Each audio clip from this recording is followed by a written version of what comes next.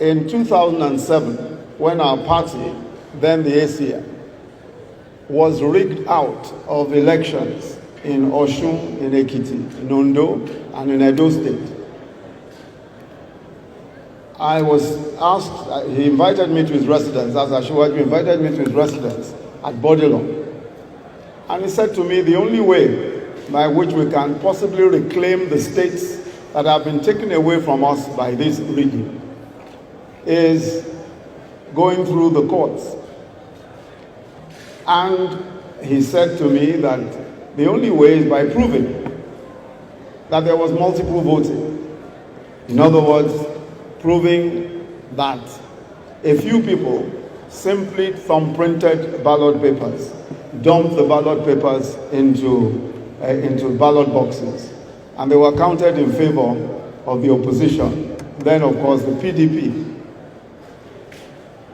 He then said to me that the only way we can do this is by somehow, he says, I don't know how you are going to do it, but somehow proving by forensic evidence that this is exactly what happened.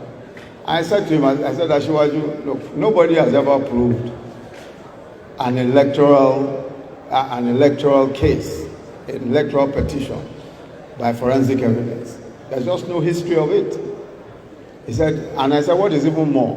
We have over a million ballot papers. If we consider all of the ballot papers in each of these states, there are over a million. In fact, at the time, there were about 1.3 million ballot papers, putting together all the states. And how can we prove multiple voting? He said, you know, Yemi, no, I've told you what my own view is. You just go and look for a way of sorting this out.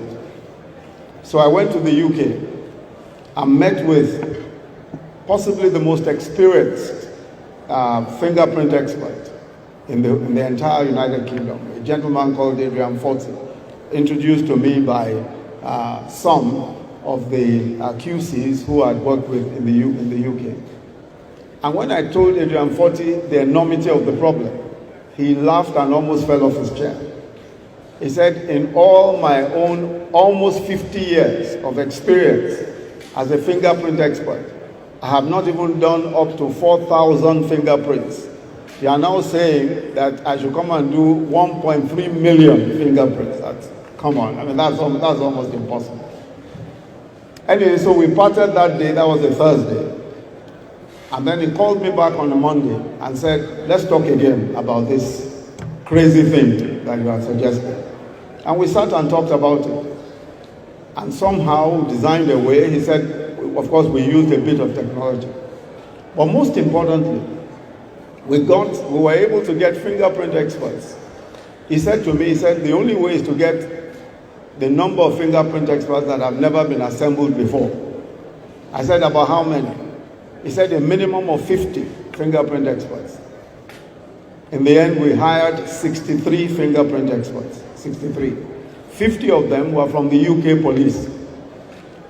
What was even more interesting about that was that even to get the UK police to support us, Asiwaju had to come all the way from Nigeria to come and talk to friends and people who he knew to try and persuade the authorities to let us use the UK police. In the end, they allowed us to, of course, in the spare time of those policemen.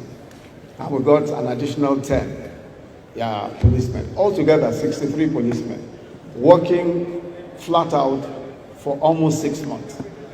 We were able to put together for the first time, definitely in the history of electoral petitions anywhere in the world, we were able to put together a solid forensic case that showed that all of the places where we were defeated, it was on account of multiple thumbprinting.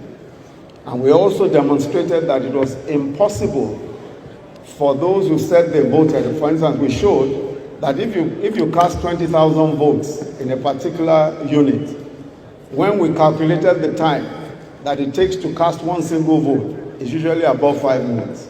But we discovered that our friends in that other political party were able to cast their votes in 5 seconds, because all they were doing was simply thumbprinting. They just simply take out a booklet and thumbprint as many as possible.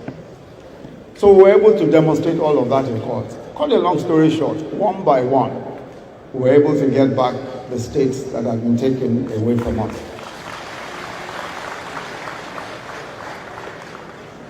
The only way by which that could ever have been achieved is surely not just by the vision, but by the determination of the leader, of our leader at that time. He was, of course, the leader of the ACN at the time. And he showed the kind of leadership that was very, very rare, of course. Not only defining what he thought was the way forward, but also supporting it in every way and backing it to the very end. The last state that we finally won was Osun State. After almost 3 years of battling, we finally won Osun State.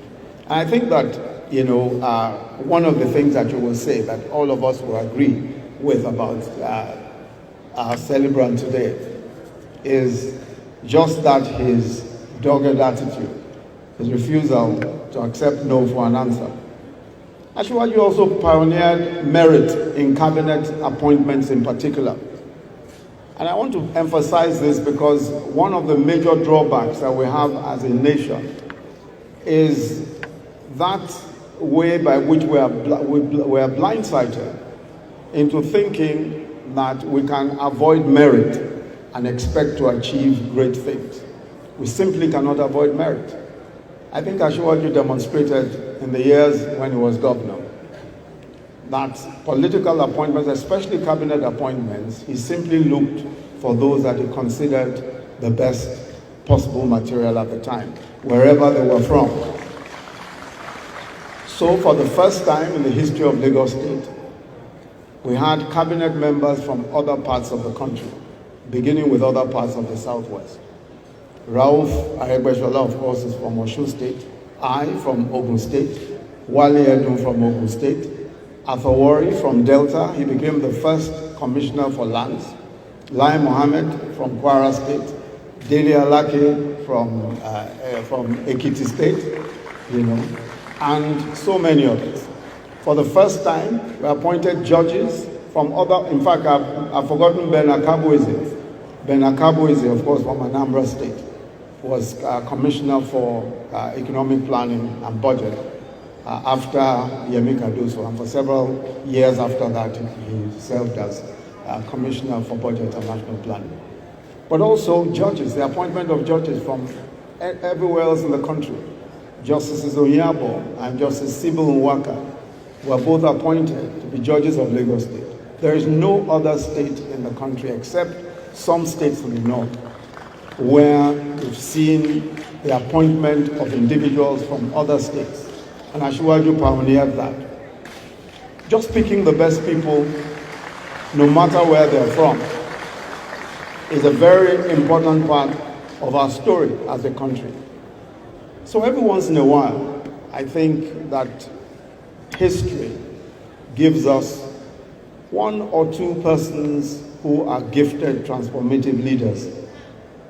And I believe that our country has been gifted by this great transformative leader, Asiwaju Bola Ahmed Tinubu. I believe very strongly that this man's political trajectory has only just begun. He's a man who has tremendous giftings, and is a man who I believe God has a great plan ahead for. I pray for you, Asiwaju, that as your days, so shall your strength, so shall your wisdom, and so shall your favor with God. In Jesus' mighty name, amen. I'll just say